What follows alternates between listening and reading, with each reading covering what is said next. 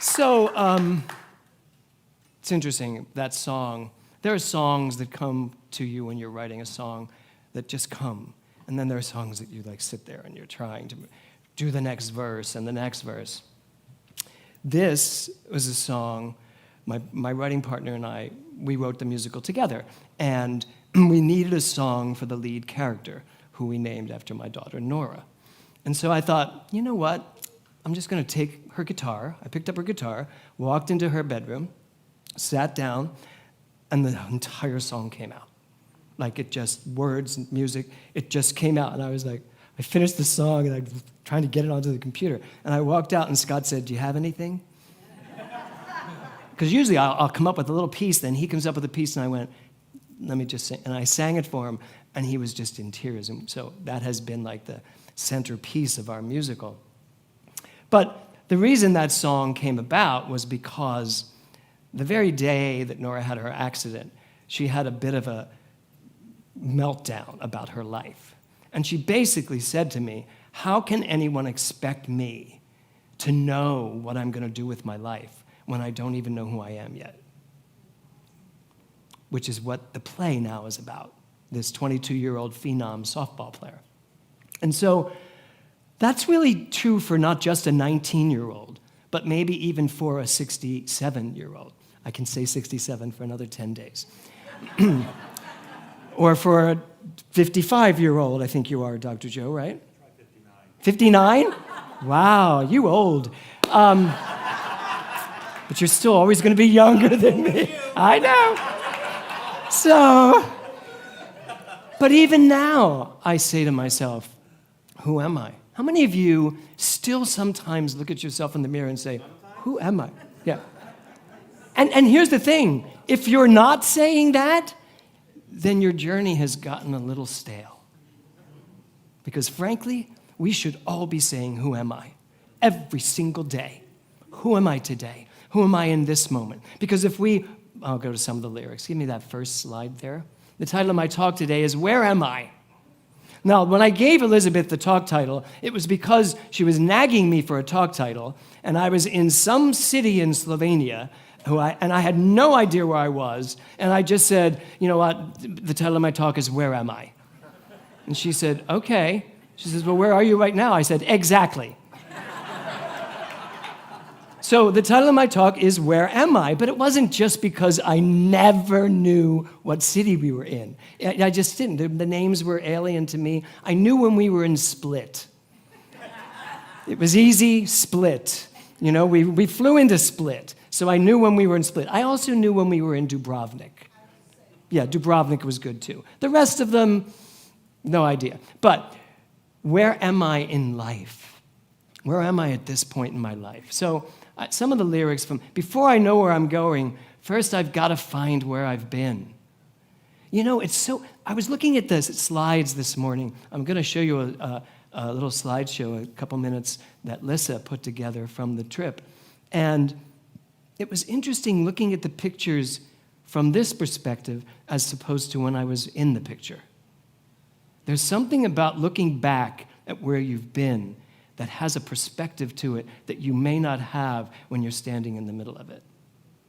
So that's what that lyric is. Before I decide where I'm going to go next, I'm going to make sense out of where I've been so far, what I've done so far. And the next lyric, living every other dream but mine, being exactly who I'm told I should be. Every single day, I think it behooves us to ask ourselves, am I doing what I want to be doing? Am I living the life that I want to live? And did I design it? Or did someone else design it? Or did I design it? Or did a me back here design it? And I'm still trying to live in the confines of the design I had as a 20-year-old. And by the way, the baby gets to cry and talk through this whole talk. I told the mothers, I said, I'm good with babies making noise, so if you're not, oh well. Because I'm very good with that. So are we willing to ask ourselves every single day, am I living the life I want to be living? I know Dr. Joe and Trey are. one of the hardest things in the world, I believe, would be to walk away from a church like this, to walk away from your ministry. And I can't imagine what it felt like walking in here today. But you also trusted and knew that the life you wanted to design was there, was out there, and you went and did it. And you did it brilliantly. And you continue to do it brilliantly. You both look so happy, so healthy. It's amazing.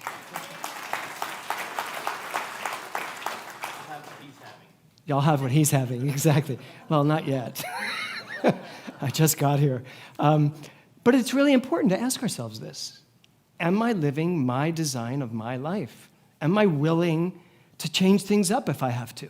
Am I willing to, if the answer is no, am I willing to do the work to get to the yes that I deserve? That's the important part of this entire philosophy. We are a part of a philosophy that says you can have anything you are equal to in consciousness. You can have any aspect of life if you are equal to it in the way you use your mind. Well, if that's the truth, and I know it is the truth, then it's time for us to start using our minds to the best possibility. Tomorrow morning, I start Mental Muscle, a whole new group of people in Mental Muscle.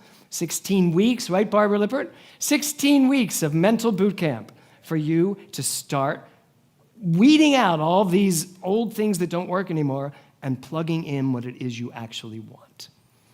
Next slide, Gilmore. There's a million reasons to stay the course and a million more to break free. Can I tell you that most people get stuck because they're afraid to let go? They're afraid to let go with what they already have. And yet, yeah, there are a million reasons to stay here. There would be a million reasons for Dr. Jill. Aren't you glad you came here today just so I can talk all about you? There would be a million reasons. I can give you a million reasons for him to stay the course and stay here until he, like my mentor, Dr. Walker. When I told him he should retire, I said it nicely. But I did say, I said, David, you really should retire. Go out in the world, write a book, go be a spokesperson around the world. And he said, no, I will die in this pulpit. He died in that pulpit. And happily, by the way, that's what he wanted. But it's so easy to just stay the course. But can I tell you something about staying the course? That's a really boring course. When you stay the course, where's the waves? Where's the energy? Where's the ups, the downs, the in-betweens? And a million reasons to break free. So the real trick is, can you balance that out? Can you be so in touch with your authentic knowing that you know when it's time to run and you know when it's time to stay? And you're not staying because you're afraid to run. That's the problem. Because if you're staying because you have fear or you're not sure what will happen if you do make this change, then you pretty much are living in a very calm sea of water. And sometimes it's more fun to splash in the waves. So, one more. Living life by your design. So, I want you to think for a minute. What does that mean, to live life by my design? Because very often, my design is influenced by what everybody else is saying. So what is it to really live life by your design? Well, it would mean that you have the capacity and the ability and the willingness and the courage to throw everything out, clear your mind, and listen. Just listen. What wants to know me in this moment, at this time of my life? I am one of those people. I have so many things wanting to know me so often. Sometimes it's like a ping pong match in my head. You know, you got to do that Broadway show. You got to write that TV thing. You got to write a book. You got to finish this and that. And I'm okay with that, so long as I take the time to calm it all down and let whatever thing is mine to do now pop up. Because it's not, you can do all of the things that you have in your mind to do, but you can't do them all at once. Can you? Multitasking is the enemy of efficiency. Let me just say it again. Although my husband, whenever I say multitasking is the enemy of efficiency, he always says, well, if that were true, then you wouldn't get all the things I get done for you. So it works for me. So, are you willing to get quiet enough to hear what the true design of your life is? What really wants to know you?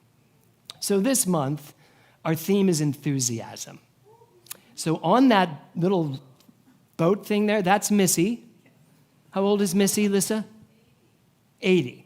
So that's Missy from the center here.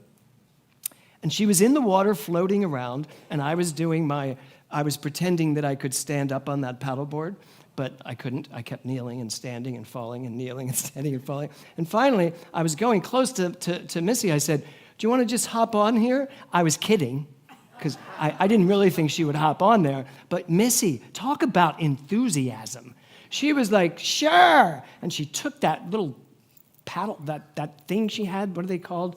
Noodle. She took the noodle and smacked it on the thing, grabbed the side, hoisted her, and meanwhile, the whole thing's, I was like, I'm gonna die just by being funny. And so she finally got up there, and then I was like, she was like Cleopatra, and I was one of her slaves. I just paddled her around. And at one point she said, "Go to the front of the yacht." Now, the captain had told me, don't go to the front of the yacht because you get caught in water and go a little further. And I said, well, the captain said, she goes, "Do you really need to listen to that?" Now, as someone who says I'm a renegade, it seems silly for me to say yes. So I said, let's try it. So we did. We went all the way to the front of the yacht and all the way around the side of the yacht. No way, nothing sucked us out into sea. We had the most beautiful day. Enthusiasm is a choice. Enthusiasm comes when you say yes. Or sometimes even saying no is enthusiastic, depending on what you're saying no to. But I want to go to the yes. So enthusiasm means you have said yes to something that is coming through you as a desire, and that is accompanied by enthusiasm because that yes comes with enthusiasm. So as we go through this month of enthusiasm, it's really important for you to look at the choices you're making. Do you go to the same restaurant all the time? Well, that was like a rough... I think a lot of people go to the same restaurants all the time. I tried food in Croatia that I'll never try again. But there were some things, some textures, I really wasn't prepared to know what they were. But I tried it, and I enthusiastically tried it till it hit my mouth. Then I was a little less enthusiastic about it. But it's important for us to make different choices in our lives constantly. Go down a different road. Go to a different gym. How many of you go to the gym? Oh, okay, bad choice. So, enthusiasm follows choice. Next, Ernest Holmes says, "Only as much life enters into us as we can conceive. And we conceive of life only when there is complete abandonment to it." Much like Logan. Did you say your son's name was Logan? What's his name? Taylor. Much like Taylor. Taylor doesn't care that we're all sitting here meditating. If he needs to cry, he's going to cry. Or if he needs to scream, he's going to scream. Why? Because he has complete abandonment. Not abandonment issues, just complete abandonment. He is willing to just say, here's what I need. And babies know that whatever they need, they're pretty much going to get. Right? Now, I'm not saying we should all turn into babies. Or am I? So if Ernest Holmes says, only as much life enters into us as we can conceive, you can conceive of a lot of life, but you also have a lot going on from your history that sometimes counters the things that you could conceive because you're just a little too logical. Do you ever feel like you're just a little too logical?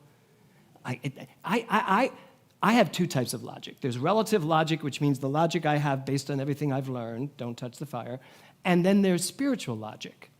Spiritual logic enters the moment you reach that level of consciousness where you know who you are, you can do anything. And it makes logical sense that you could literally accomplish whatever dream you have to accomplish. But it's about finding that inner child, finding that inner baby, finding that inner abandonment, that inner ability to just allow life to pour through me. Next slide. Man must give of himself with enthusiasm to what he is doing in order to be happy. I don't know that I've ever seen that quote before when I came upon it this morning, at 2 a.m. Man must give of himself with enthusiasm to be happy. Same old does not make you happy. It may make you content, and if your aim is just to be content, bravo, you've done it. But if your aim is to be happy, to be joyous, to be creative, to be fulfilled, to feel passion, to literally ooze with excitement, then you must follow your heart. But first you got to find it. Really find it. So, next slide. Thank you. Here's a little thing about enthusiasm. What are you doing? Well, here is Sue and Bill. So, I have a question for you two. Do you know what the new theme is for September? Yes, it would be have fun. No, it's not have fun. Did you just make that up? Yeah. Yeah. That's Sue's theme every day. The theme for September, you ready? Uh-huh. Is enthusiasm. That's us. Yes. So tell me what you're enthusiastic about. I've already been in the water twice this morning. You weren't you the first one in? Yes, the only one. Where are you going now? On the jet ski? Yes, I'm going. Unbelievable. Yes. Yeah. So, Bill, are you enthusiastic about having such an enthusiastic wife? Oh, absolutely. We just rode the Wave Runner over to the sub pen from Tito's period here in Yugoslavia, and it was quite an adventure. You two are the epitome of enthusiasm for life, aren't you? Here I go. Okay, go ahead. I'm going to see you get on the back of that. So this is Sue getting on a jet ski in the middle of our month of enthusiasm. And that's Daniela. She works for the ship. She's a beautiful, charming young lady. And here goes Sue. Sue, teach us what enthusiasm is. Yeah. Woo! Sue and Bill. Sue, are you mortified? Did you think I was taking that for no reason? It was so exciting on this trip to watch people and watch them be so enthusiastic about what was going on. But I have to say, Sue and Bill were real surprises for me because they were up every morning. She was the first one in the water. And Bill, you'll see a couple pictures of Bill in this little video. They're just there, this enthusiastic, happy, exciting, passionate couple. And I didn't know that after this 1 year of being here. So I loved that we got to see that. And that it was this month of enthusiasm. So the Postonja, whatever, you read it, figure it out, whatever you like, cave in Slovenia. I wanted to talk about the cave. Now, on our website, I wrote a blog about the cave, this cave. And I have to say, this was the most spectacular moment in the entire trip. And it brought tears to my eyes the minute I walked into this cave. It is a 90-million-year-old cave. And when the man explained that, and he was telling us about it, and that's the cave. I took that picture. That's what it looks like, and it's gigantic. It's the cave itself is 30 million years old in terms of the excavation when the water came through and created it. But it's 90 million years, and more importantly, that's as far back as they can go. In the quantum sense of this, in terms of, for me, the enthusiasm, I didn't even want to go. I was like, oh, a cave. You see one cave, you've seen it all. And I saw the Blue Grotto in Italy, where you have to how many people saw the Blue Grotto, right? Where you have to lay down to get underneath it in case, your head gets chopped off. So when I went in there, but Kevin was like, James, you cannot not go to this cave. I was like, all right, I'll go for you. Well, we walked in there, and I started crying. And it was a visceral reaction because I was in the midst of 90 million years of energy. And this has been there, and it didn't care what was happening in the world around it. It just didn't care. It just kept going and moving and shifting and shaping, and it's alive. And it was spectacular. But my heart, and Kevin was like, why is this so emotional for you? I said, because it's making me realize two things. One, how tiny I am. My little 100 years of living, as opposed to 90 million years that this rock has been here, this cave. I said, and it's made me realize how big I am, because I am this 90 million year old cave. That's what this quantum science is teaching us. We are all just energy, and that energy goes back to the beginning of time, except that there is no beginning of time, and will go on forever. And so sitting there in that cave and standing there in that cave was just maybe the most remarkable thing that I've ever experienced in my lifetime. And I will go back there to do this again. And we were on a wow trip, which means everything had to have that extra. We had a private VIP tour, and they had hired one of the city's famous saxophonists to hide in the cave. And when we came up around this corner, the saxophonist, he found his way all the way up to the top of a cliff and was standing there playing. It was like, Kenny G, just kill me. It was like unbelievable. And I did. I cried through most of that trip, especially when we got to the end of the cave. Because I asked the guy, I said, so why is this part so dark? And he explained how in World War II, the Germans had occupied that city. And they took all of their tanks and bombs and all to store it in this cave when they were being attacked. And they found another entrance to the cave and blew it up. And even though all of that blew up and left some really damaged pieces of the cave, it's still beautiful. And what he was explaining was the cave still managed to move itself right through the black within about 20 years. On a day like today, reminding ourselves, yes, 9/11 happened, but it's 21 years later. And I loved what you wrote, what that boy wrote. We need to know this will never happen again. But we also need to know that no matter what happens, we will unfold perfectly, because that's who we are. Go ahead, Gilmore.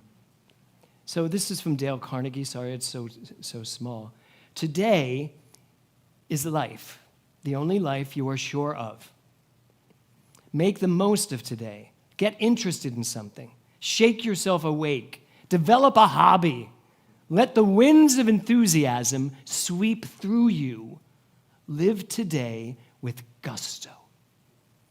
From Dale Carnegie.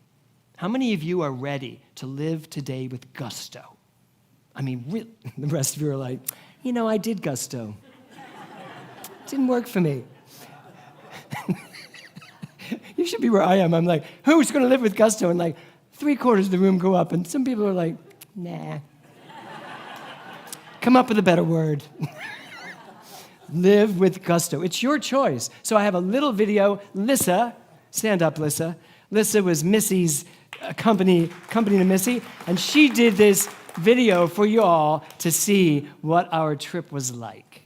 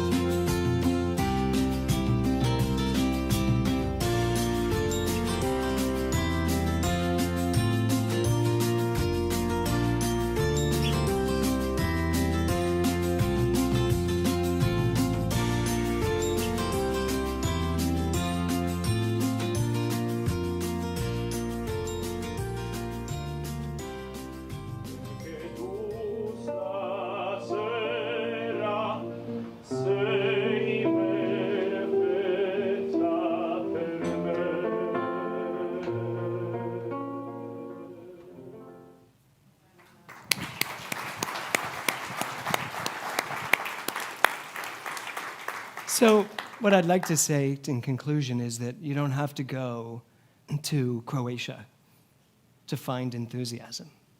In fact, the enthusiasm of those places comes from you, comes from your choice to take action, to step into the world.